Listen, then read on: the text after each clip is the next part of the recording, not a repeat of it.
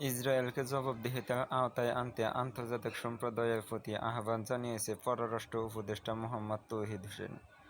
শনিবার তুরস্কে ইস্তাম্বুলে ইসলামী সহযোগিতা সংস্থা ওআইসি পররাষ্ট্রমন্ত্রীদের ৫১তম সম্মেলনে দেওয়া বক্তব্যে এই আহ্বান জানান তিনি। পররাষ্ট্র উপদেষ্টা তার বক্তব্যে ইরানের বিরুদ্ধে ইসরায়েলের বেআইনি ও আগ্রাসী সামরিক হামলার তীব্র নিন্দা জানান। এই আগ্রাসনকে আন্তর্জাতিক আইন, জাতিসংঘ সনদ এবং ইরানের সার্বভৌমত্বের মারাত্মক লঙ্ঘন বলে উল্লেখ করেন তিনি। তৌহিদ হোসেন বলেন, ইসরায়েলের এ ধরনের বেপরোয়া কর্মকাণ্ড এই অঞ্চলকে অস্থিতিশীল করার এবং বৈশ্বিক শান্তি ও নিরাপত্তাকে বিঘ্নিত করার হুমকি সৃষ্টি করেছে। তিনি অবিলম্বে এ ধরনের উস্কানি বন্ধের আহ্বান জানান এবং কূটনীতি ও আন্তর্জাতিক আইনের প্রতি শ্রদ্ধার মাধ্যমে শান্তি নিশ্চিত করতে সম্মিলিতভাবে কাজ করার সময় ইসরায়েলকে জবাবদিহিতার আওতায় আনতে আন্তর্জাতিক সম্প্রদায়ের প্রতি আহ্বান জানান।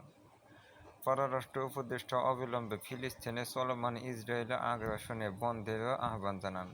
তিনি বলেন, আন্তর্জাতিক ন্যায় বিচার আদালত আইসিজে ও আইসিসির মাধ্যমে ন্যায় বিচার ও জবাবদিহিতার দাবিতে ওআইসিকে অবশ্যই ঐক্যবদ্ধ ও সোচ্চার থাকতে হবে।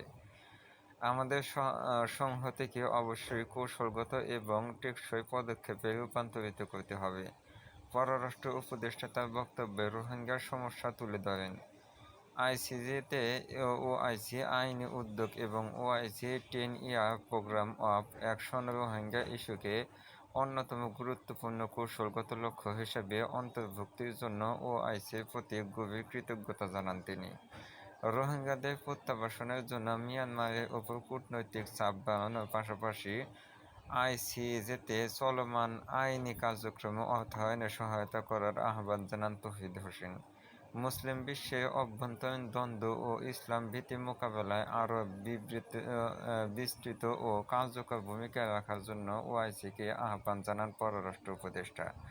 তিনি বলেন, বৈশ্বিক ও আঞ্চলিক চ্যালেঞ্জ মোকাবেলায় আমাদের উচিত ওআইসির প্রাতিষ্ঠানিক সক্ষমতা, জবাবদিহিতা এবং বাস্তবায়ন প্রক্রিয়াকে আরও শক্তিশালী করা।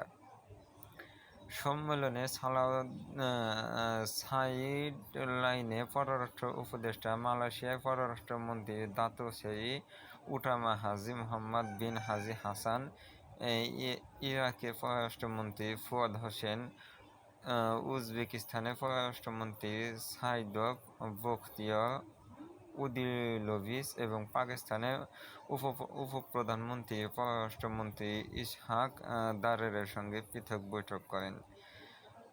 ওআইসির পররাষ্ট্রমন্ত্রীদের দুদিনব্যাপী সম্মেলন শনিবার শুরু হয়েছে। সকালে এ সম্মেলনের উদ্বোধন অনুষ্ঠানে বক্তব্য দেন তুরস্কের রাষ্ট্রপতি রিসেপ তাইয়েপ এরদোয়ান। বিকেলে ইরানের উপর ইসরায়েলি আগ্রাসন ইস্যুতে বিশেষ অধিবেশন অনুষ্ঠিত হয়।